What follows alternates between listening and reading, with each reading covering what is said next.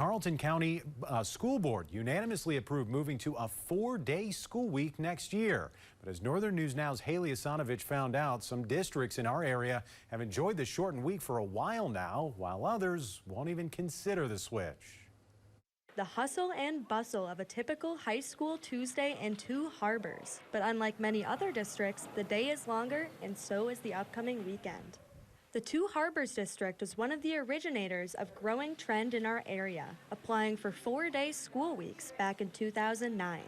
Two Harbors Superintendent Jay Belcastro has worked in schools that utilize both 4 and 5 days, but he says that work-life balance is better in a 4-day situation.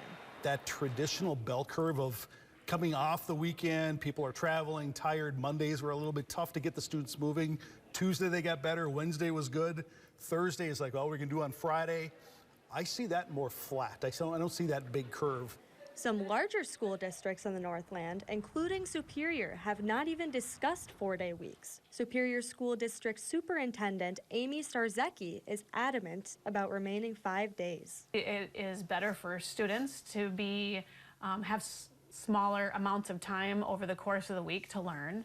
I do know for families it is more convenient to be able to have those 5 days available, especially for younger kids that might require daycare. Belcastro does acknowledge while students and teachers appear more relaxed in the 4-day schedule, there are hurdles to overcome. Doing meetings after school is a challenge, so you have to really kind of think about your time management, and how we get our business done in a 4-day week versus 5.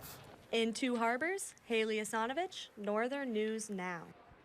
And as for the Carlton School District's decision on Monday, if approved by the state, they say their 4-day plan will include the availability of child care services for any family who needs it.